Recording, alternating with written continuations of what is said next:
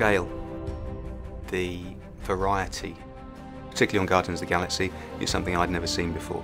We picked up 5 characters that I knew nothing about. The casting brings a huge factor to all these characters because it's not just the face or the shape of people, it's their physicality, it's how they move. Oh, I'm sorry. I didn't know how this machine worked. For Quill, we were asked to design a number of props. We had to produce his blasters, which had a lethal round from it, which was done in CGI. He has a plasma ball, which is almost a torch that he shakes and then produces an immense amount of light, so he goes into a vault and illuminates the whole set with it. I always feel that the weapon's got to be part of the costume. If they're wearing a weapon, it belongs, and that's particularly the case with Quill. Surrounded by the biggest idiots in the universe. Gamora is a new character, so she had to have a sword, but she had to look quite sleek. Zoe being cast brings a huge amount. You've obviously got a very beautiful actress with an amazing body, so that means you can take it in many more ways than maybe you would otherwise. We produced something that was probably only about 12 inches long, which clipped to a belt. You looked at it, you didn't quite know what it was.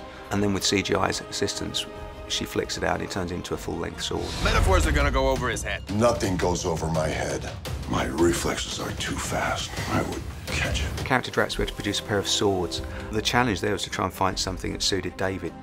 We had to find something that didn't look like a toothpick on him because he is huge. We went through 5 different scales for him, eventually landing on something that was about 19 inches long, so it was governed by the length of his leg. So we had to produce scabbards which fitted into the boots. Very, very specific trousers. Very specific. As you say, we're only dressing half the body maybe, but what a body. Oh, what the hell? I don't got that long a lifespan anyway.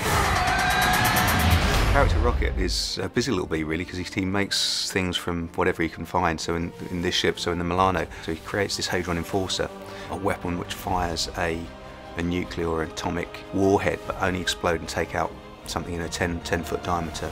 That was probably the most difficult prop we had to make, because it had to be made so to fit Quill, Drax, and Rocket to assemble it. And we also made this tiny little weenie bomb, which again he's supposed to be making up just from spare parts. I think it's very exciting, you know, when people actually come on the set for the first time and you see, you know, everything coming together.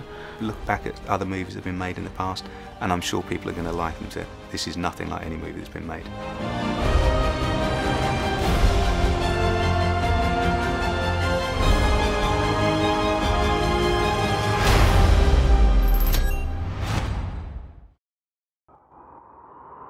Marvel, your universe.